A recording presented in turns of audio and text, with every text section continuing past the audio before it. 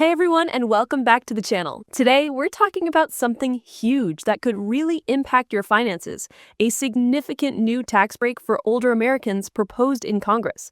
You've probably heard about the One Big Beautiful Bill Act, a sweeping tax and spending package that's been making its way through Washington. It promises some noteworthy changes, especially if you're 65 or older. The House of Representatives already passed its version in May, and now the Senate is deliberating its own, with a goal to get it passed by July 4th. Let's get right into it. A major highlight of this proposed legislation is a temporary additional tax deduction for seniors aged 65 and up. While the House of Representatives initially passed a version including a $4,000 bonus deduction, the Senate's proposal steps it up, calling for a $6,000 deduction per qualifying individual.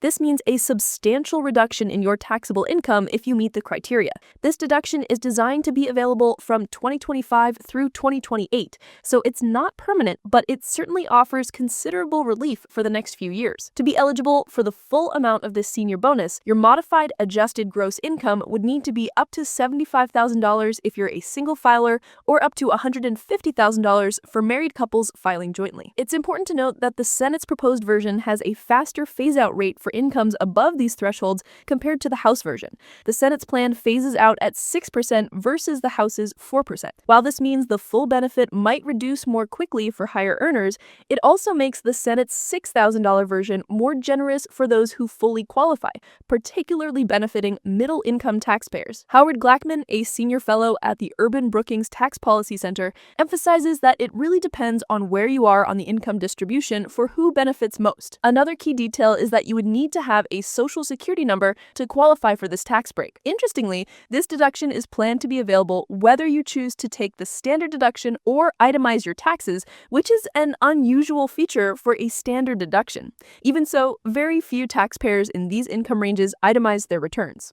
Now, you might be wondering why this particular tax break is being offered. President Trump campaigned on the promise of eliminating taxes on Social Security benefits altogether. However, due to the legislative rules of the reconciliation process, which Republicans are using to pass this bill, direct changes to Social Security are generally not permitted. This is because direct changes to Social Security benefits, eligibility, or the program structure would typically require 60 votes in the Senate under what's known as the Byrd Rule. So this senior bonus deduction is being introduced as an alternative to provide financial relief to retirees. Experts suggest this approach is less costly than eliminating Social Security taxes entirely, with the $4,000 House proposal estimated to reduce government revenue by $66 billion over 10 years, compared to up to $1.5 trillion for eliminating Social Security taxes. Moreover, experts like Alex Durante from the Tax Foundation and Howard Gleckman note that eliminating Social Security taxes would have benefited higher income people most,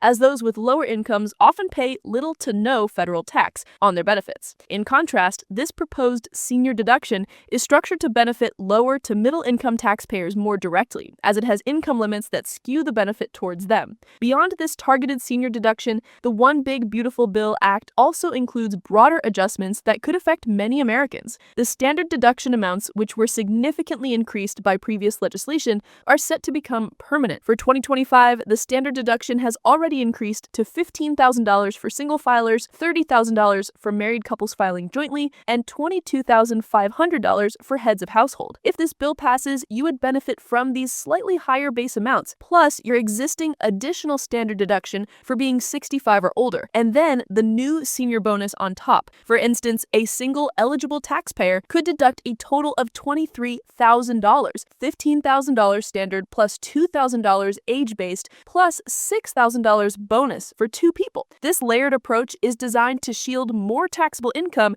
and reduce the federal tax bill for many retirees. Another point of discussion within this bill is the state and local tax, or SALT, deduction cap. Currently, this deduction is limited to $10,000. While the House version proposed raising this cap significantly, first to $30,000 and then to $40,000 per household, the Senate's proposal would keep the cap at $10,000 and make it permanent. This remains a major point of negotiation between the two chambers, particularly impacting taxpayers in high-tax states like California Virginia, New York, and Connecticut. Some House Republicans are holding firm on the $40,000 cap, suggesting that keeping the $10,000 limitation could kill the bill in the House. Experts anticipate a compromise somewhere in the middle. The legislation also proposes other benefits. It includes adjustments to estate tax exemptions, potentially making the $15 million per person exemption permanent and indexing it to inflation. This is significant, as without an extension, the exemption would have dropped by about half. The bill also proposes the elimination of miscellaneous itemized deductions, such as investment and tax preparation fees, which were previously eliminated by the Tax Cuts and Jobs Act. There are also proposed deductions for tips and overtime pay of up to $25,000, which would be available regardless of whether you take the standard deduction or itemize, though it phases out for those earning over $160,000 in Maggie I. The bill seeks to expand the uses for 529 college savings plans to include homeschooling materials, educational technology, tutoring services, and even post-secondary credential expenses like certification fees. Furthermore, it proposes significant increases to Health Savings Account, or HSA, contribution limits, potentially doubling them to $8,600 for individuals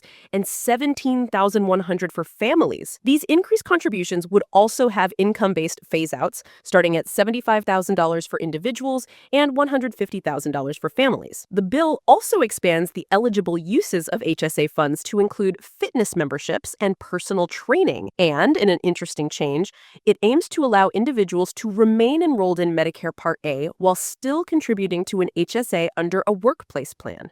Perhaps one of the most unique additions is a new account called the MAGA, or Make America Grow Again, savings account. This is a tax-deferred investment account for young children, which must be set up before they turn 8 years old. While contributions from adults are limited to $5,000 annually, the federal government plans to kickstart the program by providing a $1,000 initial contribution for children born between 2025 and 2028. The funds grow tax-deferred and are primarily intended for first-time home purchases, higher education, or business startups. Beneficiaries can access up to 50% of the portfolio between the ages of 18 and 24, with unrestricted access at age 25, though the account must be fully drained by age 31. As this one big beautiful bill moves through Congress, the exact final details are still being worked out. Both the House and Senate must agree on the changes before the president can sign it into law. It's expected that some form of a senior deduction will pass, given its presence in both versions of the bill. However, because many of these provisions, including the senior deduction, are temporary and set to expire after 2028, it's crucial to stay informed and plan proactively. Tax laws are constantly evolving, and what's in effect today may change in a few years, especially with future elections, which means having a long-term strategy for your financial future is more critical than ever, possibly leveraging tax-free options like HSAs or Roth conversions where appropriate. For now, it's essential to understand how these proposed changes could impact your financial situation. We always recommend consulting with a qualified tax professional to discuss your specific circumstances and ensure your financial planning is optimized for the future. Thank you for watching and staying informed on these important tax updates. Don't forget to like this video, subscribe for more financial insights, and hit that notification bell so you don't miss our next update. We'll see you next time.